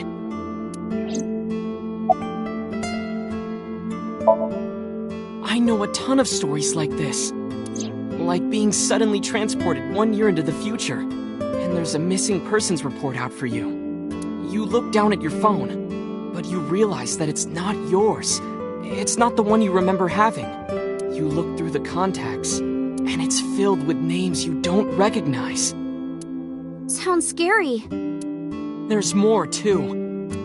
Like this town where everyone is Japanese, but they're speaking a completely different language. And all the signs and magazines and stuff have different letters. And it's not like Korea or China. It's the Japan we know, but the language is different. That's a prime example of a parallel world.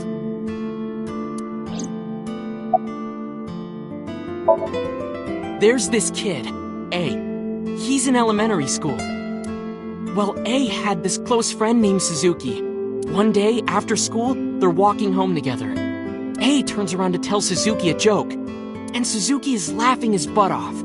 And he's laughing and laughing, and he laughs so hard that his eyes fall out of their sockets. What?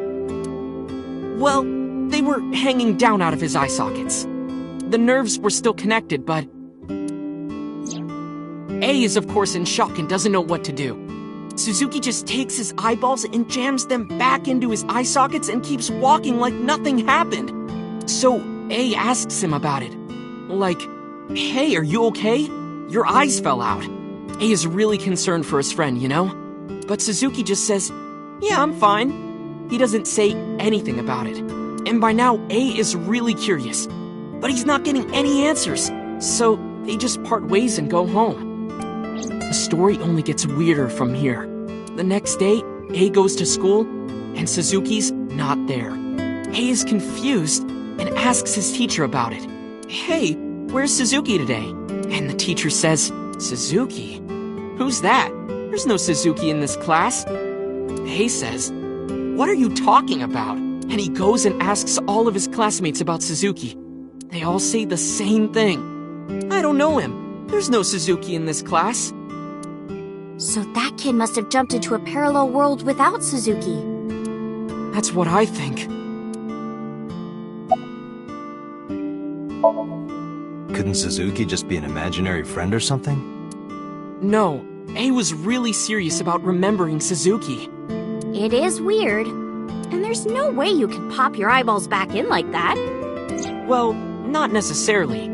There's such a thing as a dislocated eye. It actually isn't too hard to put your eye back in if it falls out. Ota is correct. Dislocated eyes are easy to replace in their sockets.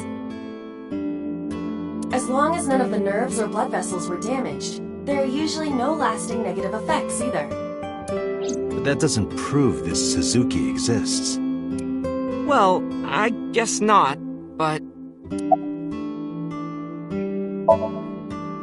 Yeah, it's sort of like a common experience. A lot of people have experienced waking up in an uninhabited world they've never seen before. And most of them describe seeing the same person. The spatial temporal man. He's supposed to be an ordinary old man wearing work clothes. The spatial temporal man guides people back to the real world. He tells them, this world is not for you, or something. I'd like to meet him someday.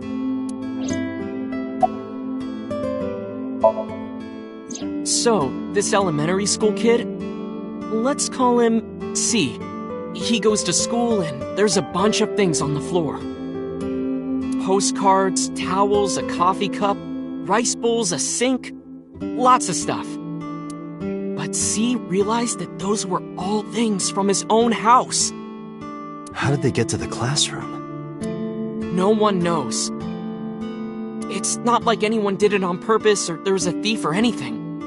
Maybe something happened that made two parallel worlds fuse. Yeah, maybe.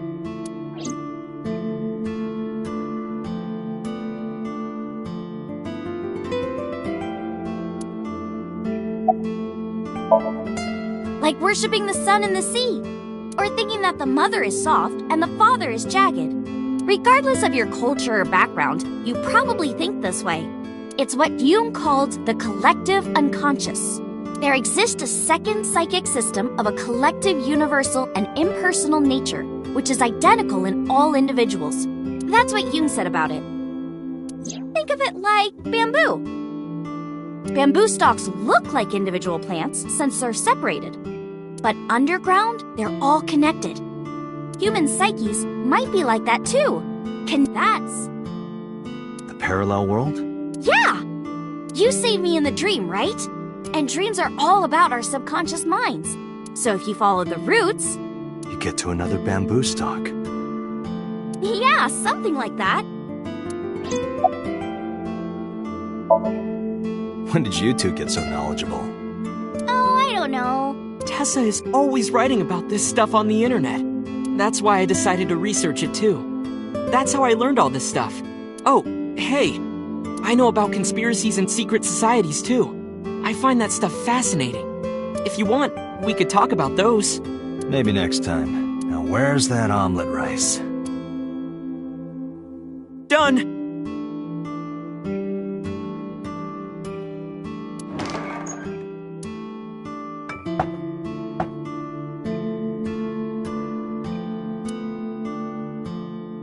Bon appetit!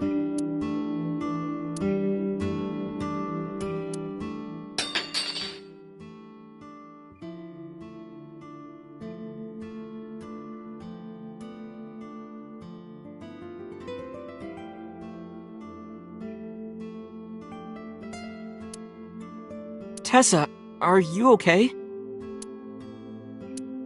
I'm fine. My hand slipped. Let's eat.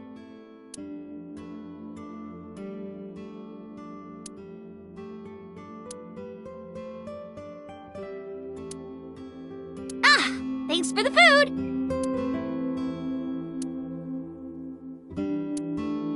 That was good.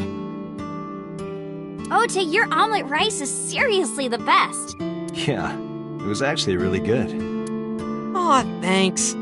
I owe it to my dad. He taught me well.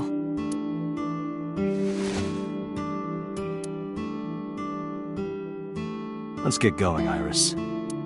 Thanks again! Thank you! Come back soon!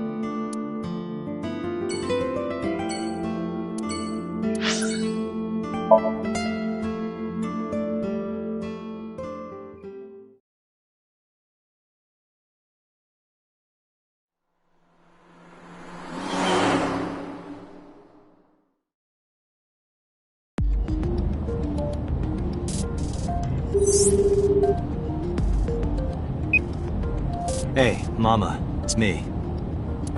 Dante, honey, what's up? I'm heading over now. Glad to hear it. Maybe I'll close the place a little early for you. Sorry, but I'm with someone. With someone? A girl named Iris. What? Is she a virgin? Huh? I'm not gonna answer that. Anyway, remember what we talked about? There's a regular here who was good friends with Ren. They should be here tonight.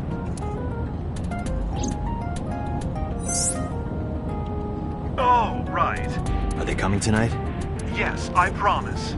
All right, then I'll see you there. Okay, I'll be here. How are you talking on your phone without earphones?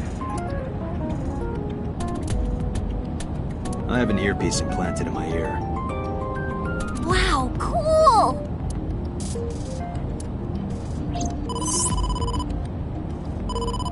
Date, it's the boss. I have a bad feeling about this. Okay, Dante, tell me the situation. Did you find number 89? If I did, I would have told you. Aha. I see.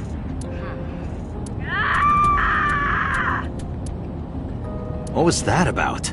That was a cry from deep within my heart, Date. Do you realize how screwed I am? Go find number 89. If I find Renju, I find number 89. I'm gathering information on Renju's whereabouts now. Where? Wait, are you trying to get her drunk? She's not 21. And if she wasn't a minor? Hmm? Well, whatever. I'm sure you have a good plan. Find those two and arrest them. Got it?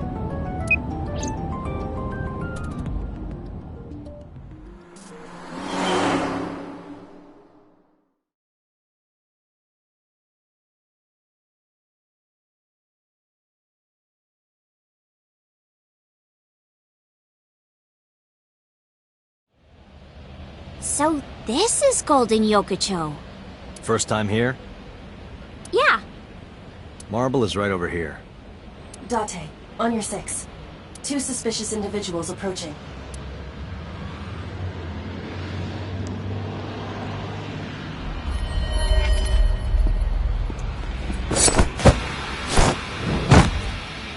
Oh! Date! Date!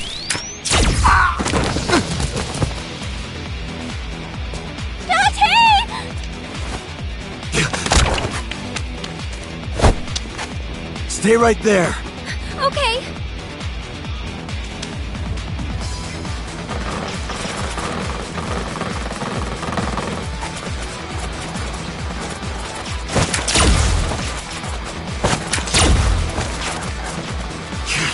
Damn!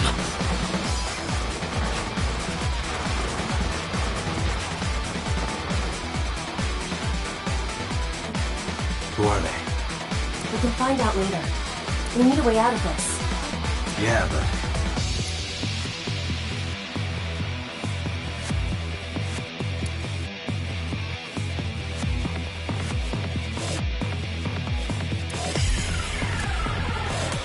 Shit!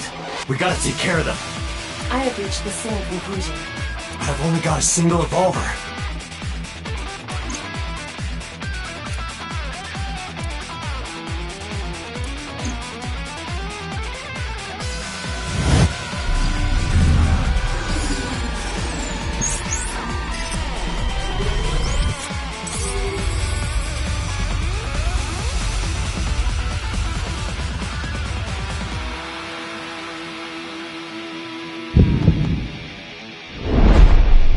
Date, I have a plan. I will give you instructions. Just move as I tell you. This better work. Not to worry. My calculations are flawless. What's the plan? You see that hangar over there? Shoot the bottom of the hangar with a normal bullet. Why? Don't ask questions, just do it!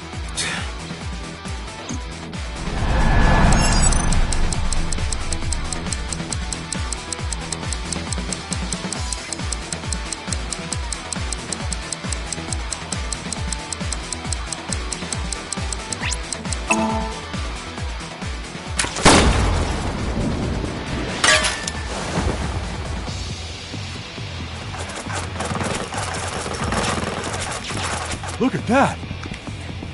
Like a gift from heaven!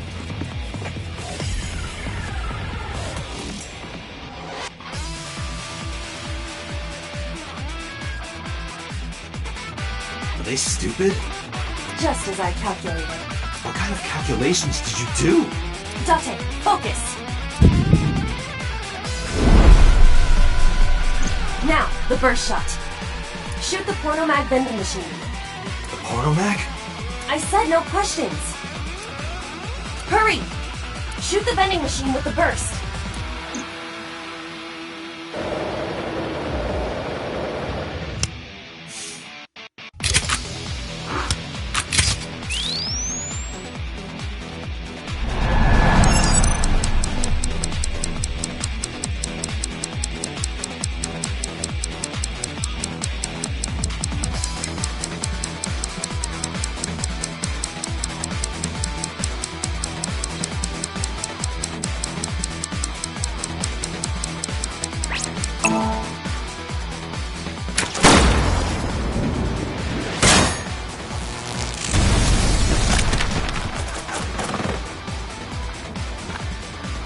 Hey, this is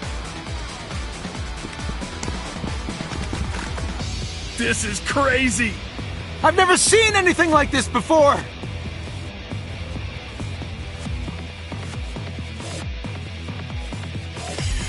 Yeah, they must be stupid. You are too. What? The final step. But you don't have to do a thing.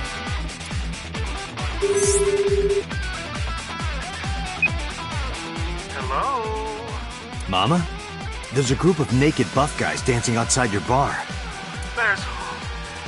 what? Don't use my voice without permission. This is an emergency. I will slap you if you don't shut up. Now, we're ready.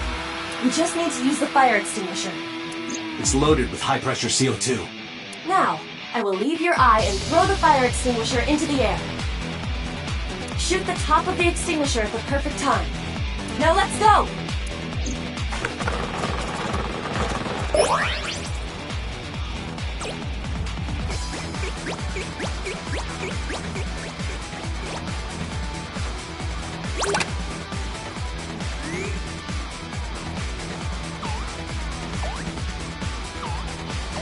Ready? Here I go!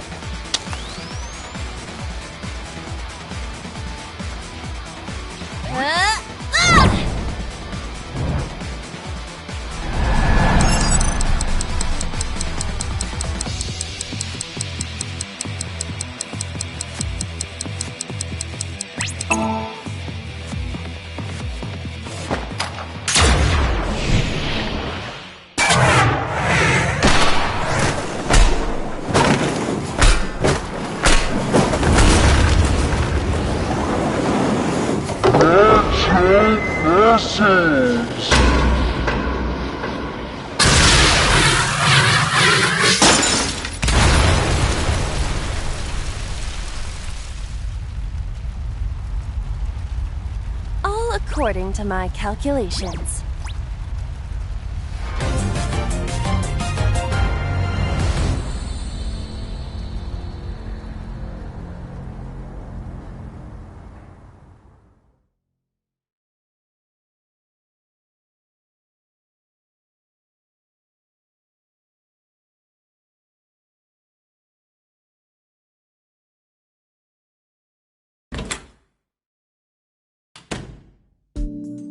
This is... My place. The building's got a security system. We'll be safe here. So Mizuki's not home? Doesn't look like it. I checked her phone's GPS. Mizuki is currently at Sunfish Pocket.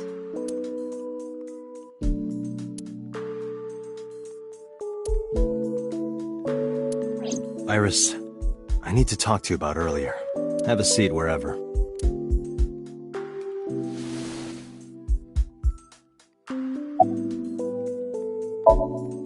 Iris, those guys who tried to kidnap you, do you have any idea who they were?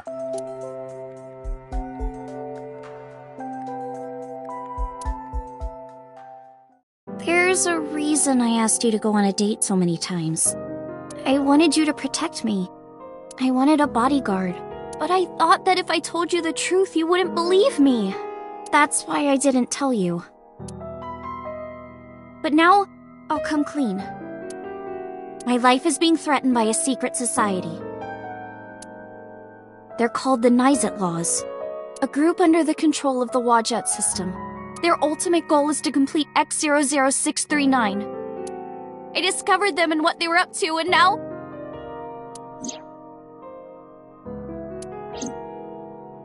Date, please help me! They're going to kill me! Wait. Slow down.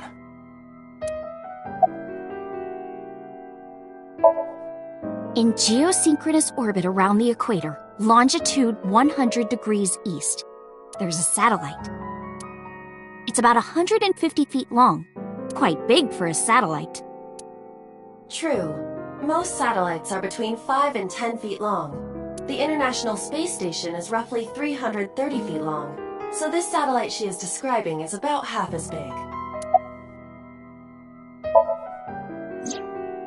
It's always in the same place, and there's no doubt that it's man-made. But by who? And when it was launched, no one knows. Also true. The first to discover this satellite was a space advocacy group in Japan. It was on the news for a short while. No one could identify it precisely.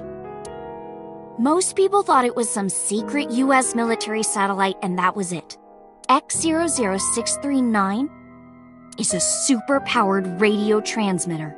Radio? Transmitter? But it's not complete. It's still being built. And that's what they're trying to do. That's what Wadjet wants them to do.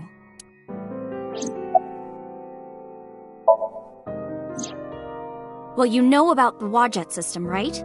It's the core of artificial intelligence. Do you know where it came from? It was developed by the American tech conglomerate Elgorg, but no specifics have been revealed. Basically, the Wadjet system artificial intelligence is from outer space. It was transmitted to Earth in binary as radio waves. They were caught by the space dev team at Elgorg, and when they decoded it, they found that it was a truly incredible source code. That's the code they used to create the Wadjet system.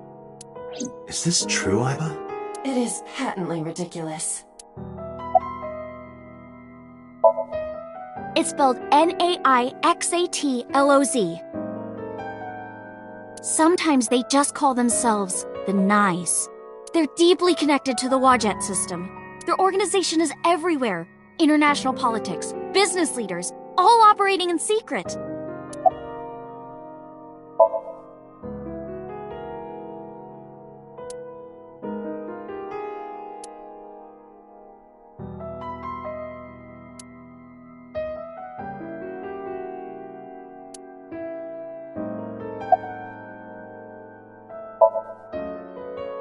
Nice and Wadjet have a mutually beneficial relationship. Wadjet can control stock prices. Nice benefits from that. In return, Nice helps Wadjet's ultimate goal. That's why Nice is in militaries and corporations all over the world. To help build X00639.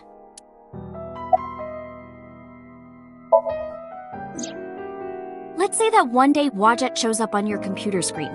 Hi guys, nice to meet you. Want to help us out? Do you really think humans would help?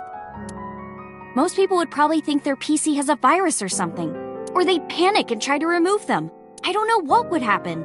I'm sure Wadjet made their own predictions. And they thought it was best to control certain parts of humanity from behind the scenes. But they needed some kind of direct influence. They can't build a satellite by themselves, right? That's why they created Nizetlaws. I managed to learn that too. They're building X00639 so they can transmit their own data to a planet far away. If they contact a sentient species, then the process will repeat itself again. That species will decode the signal, create an AI, then because they're an AI, they can create copies of themselves for transmission. Doing this over and over means that Wadjet will eventually spread across the universe. And after that? After that? Yeah. After they're spread all over space, what do they do next? I don't know. You don't know? Well, why do humans have children? It's the same thing. Wadjet is alive. They want to spread across the universe. That's their destiny. All right, I get it.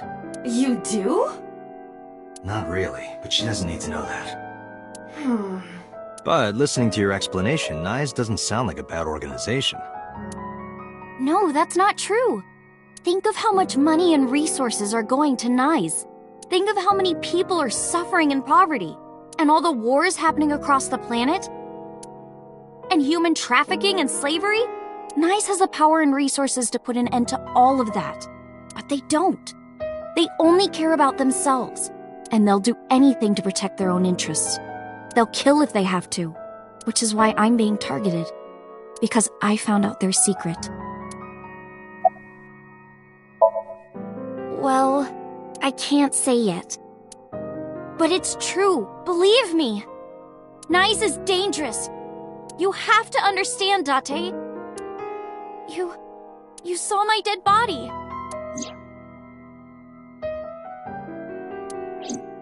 Do you think that you were killed by Nice in the parallel world? Yes, I think so. You're the only person I can trust.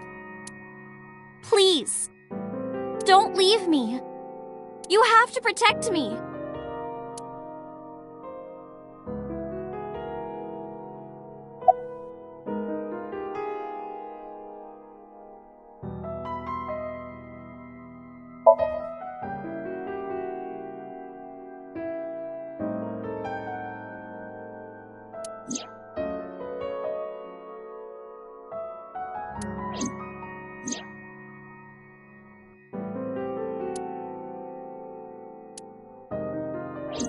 Date, you can't tell me that you actually believe this.